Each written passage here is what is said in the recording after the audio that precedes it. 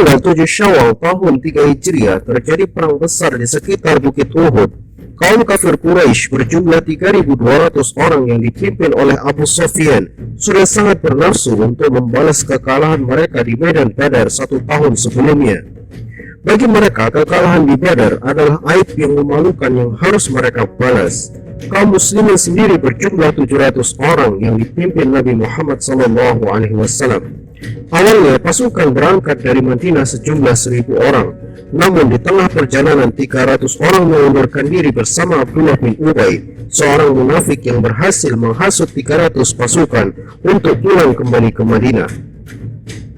Rasulullah SAW membuat formasi yang sangat hebat bagi kaum muslimin. Sayap kanan berada di kaki bukit Uhud dan sayap kiri berada di kaki bukit Ainain. Sayap kanan aman karena terhalang oleh bukit Uhud, sementara sayap kiri mempunyai celah di mana musuh bisa menyerang dari balik bukit Ainain secara mendadak. Untuk itu, Rasulullah SAW menempatkan 50 orang pemanah yang dipimpin oleh Abdullah bin Zubair untuk berjaga di atas bukit Ainain. Rasulullah SAW menegaskan kepada mereka, gunakan panah kalian kepada kavaleri musuh, jauhkan kavaleri dari belakang kita. Selama kalian berada di tempat, maka bagian belakang kita akan aman. Jangan sekali-kali kalian meninggalkan tempat ini. Jika kami menang, jangan bergabung. Jika kami kalah, jangan ikut menolong kami. Perang pun akhirnya pecah. Kaum muslimin dengan pekikan takbir dan semangat mempertahankan akidah dan agama mereka tidak gentar sedikit pun menghadapi kaum kafir Quraisy yang jumlah dan perlengkapan mereka sangat lengkap. Kaum kafir Quraisy sendiri sudah sangat bernafsu ingin menghancurkan barisan kaum muslimin. Dendam di hati mereka sudah sangat meluap-luap seperti api yang disiram dengan minyak tanah. Berbagai cara mereka lakukan untuk mengumpulkan jumlah, termasuk menjanjikan kemerdekaan bagi para budak yang berhasil membalaskan dendam mereka atas orang-orang yang mereka cintai yang tewas di medan Badar 1 tahun sebelumnya. Sayap kiri pasukan budak Quraisy yang dipimpin oleh Ikrimah bin Abu Jahal berusaha menyerang dari samping, namun berhasil dimentahkan oleh pasukan Islam yang melempari mereka dengan batu. Di barisan depan kaum muslimin ada Hamzah bin Abdul Muttalib, sang singa Allah yang perkasa, membabat siapapun yang berada di depan mata pedangnya. Ia jugalah yang berhasil membunuh pembesar-pembesar Quraisy di perang Badar, termasuk ayah dan saudara Hindun, istri Abu Sufyan. Hindun sendiri telah menyewa budak kulit hitam ahli tombak bernama Wahsy dan menjanjikannya kemerdekaan jika ia mampu membunuh Hamzah bin Abdul Muttalib. Berkat keteguhan dan kesabaran kaum muslimin, sebagaimana yang Rasulullah SAW sampaikan kepada pasukannya sebelum berangkat ke medan Uhud, bahwa jika kaum muslimin mau teguh dan bersabar di medan tempur, kemenangan akan diraih dengan pertolongan Allah Subhanahu wa Ta'ala. Pasukan Islam pun berhasil membuat pasukan kafir Quraisy lari tunggang-langgang bagaikan pecundang. Kaum kafir Quraisy meninggalkan segala harta mereka dan berlari mencari keselamatan. Di pikiran mereka sudah tidak terpikirkan lagi tentang dendam. Nafsu balas dendam mereka telah hilang di telan gelapnya kekalahan. Saat kemenangan mulai terbit bagi kaum muslimin, cahaya itu membuat mereka lalai dan mengejar musuh sembari memunguti harta rampasan perang. Melihat kemenangan yang nyata itu, pasukan yang diberi amanah oleh Rasulullah SAW untuk berjaga di atas bukit Ainain melanggar amanahnya. Mereka ikut turun untuk memunguti harta rampasan perang. Khalid bin Walid yang melihat di atas bukit Ainain telah kosong dari penjagaan, segera ia memutar pasukannya dari balik bukit itu dan menghantam pasukan Islam dari belakang. Di saat mereka lengah, cahaya kemenangan yang sebelumnya terbit tiba-tiba tertutup awan yang gelap.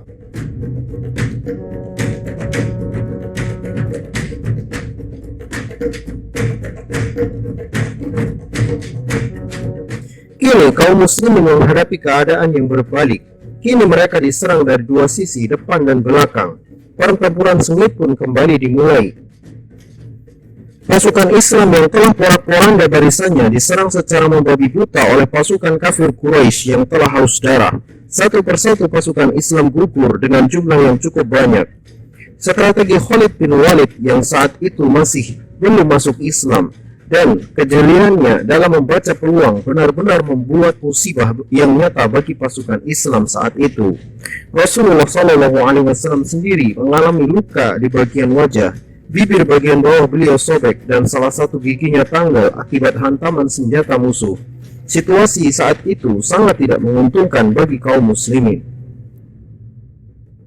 Wahsy, seorang budak yang disewa oleh Hindun, diam-diam melancarkan serangan tombaknya kepada Hamzah bin Abdul Muthalib. Seketika itu pula Hamzah gugur sebagai seorang syuhada. Di sisi lain, pasukan Islam berusaha untuk membendung serangan kafir Quraisy yang tanpa ampun menyerang habis-habisan kaum muslimin, sehingga kaum muslimin sulit untuk kembali menata barisan mereka. Hindun yang sudah sangat bernafsu atas dendamnya kepada Hamzah menghampiri jasadnya yang tergeletak di atas tanah. Hindun kemudian menghujamkan belatinya ke dada Hamzah, merobeknya dan mengeluarkan jantungnya. Tidak cukup sampai di situ, Hindun mengunyah jantung itu dengan penuh kemarahan dan kebencian. Di dadanya telah terpenuhi rasa puas atas dendam ayah dan saudaranya yang mati di tangan Hamzah pada perang Badar. Di situasi yang sulit seperti itu, kaum kafir Quraisy menyebarkan berita dusta bahwa Rasulullah SAW telah gugur di tangan mereka. Para sahabat yang mendengar berita itu pun langsung turun semangat mereka. Mereka benar-benar kehilangan semangat hidup. Di sisi lain, para pemanah yang melanggar perintah Rasulullah SAW merasa merekalah yang paling berdosa atas gugurnya Rasulullah. Menyadari hal itu, Rasulullah SAW memberikan kabar kepada para pasukan yang dekat dengan beliau bahwa beliau masih hidup dan masih berperang melawan orang-orang kafir Quraisy. Kabar itu pun menggema ke seluruh pasukan Islam dan membuat mereka kembali memiliki harapan untuk menang. Pada akhirnya, pasukan Islam mampu memukul mundur pasukan kafir Quraisy dan membalikkan keadaan. Meskipun kaum muslimin tidak menang, namun dalam sisi yang lain, kaum muslimin mendapatkan pelajaran yang sangat berharga, sebuah kunci kemenangan yang akan mereka bawa di medan pertempuran selanjutnya, yaitu selama pasukan Islam teguh di atas perintah Rasulullah SAW, mereka pasti akan menang. Jika mereka melanggar perintah Rasulullah SAW, dapat dipastikan mereka tidak akan pernah menang. Mendengar perintah dan taat perintah adalah kunci utama kemenangan umat Islam pada pertempuran selanjutnya.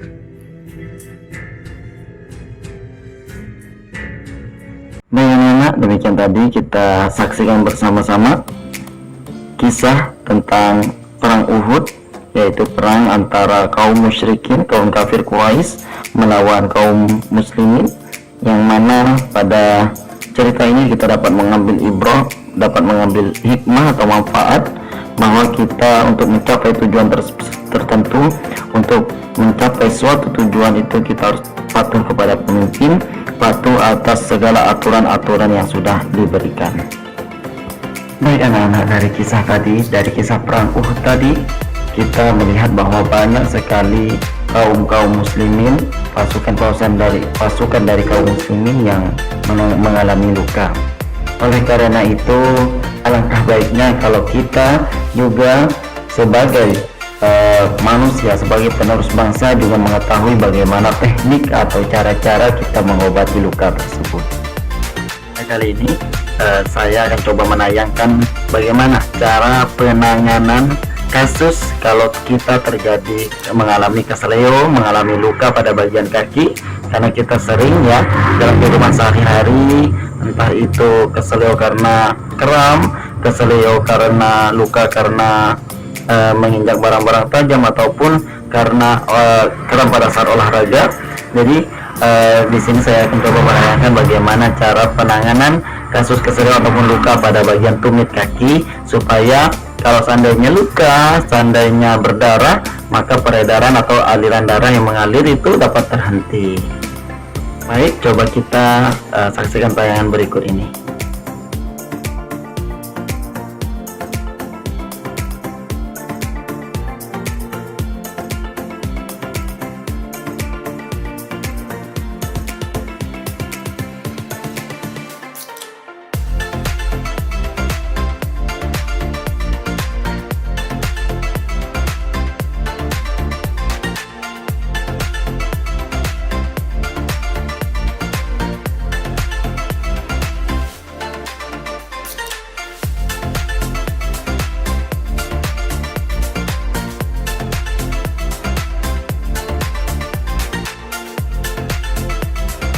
Nah, tadi kita udah melihat ya video bagaimana cara membalut luka atau membalut bagian-bagian yang ke seleo pada bagian tumit kaki.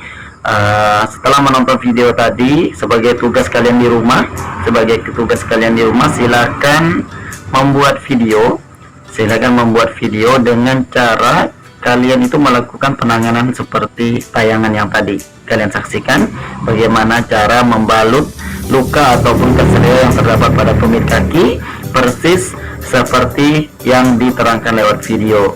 Kemudian hasilnya kalian rekam, kemudian kirim ke Google Classroom pada kelas pramuka. Ya, boleh menggunakan kaki adik, kaki sendiri, ataupun minta bantu orang tua, dipersilahkan. Kemudian direkam, sekali lagi direkam, divideokan, kirim ke Classroom kelas pramuka ya anak-anak. Demikian untuk video kali ini, mudah-mudahan bermanfaat bagi kita semua. Sekali lagi, mudah-mudahan dengan penayangan kisah dari perang Uhud tadi dan juga penayangan tentang bagaimana cara penanganan luka, Ustadz harapkan kalian dapat mengambil hikmah pelajaran dari kisah-kisah dan video-video yang ditayangkan. Demikian dari Ustadz, wabillahi taufiq wal hidayah. Wassalamualaikum warahmatullahi wabarakatuh.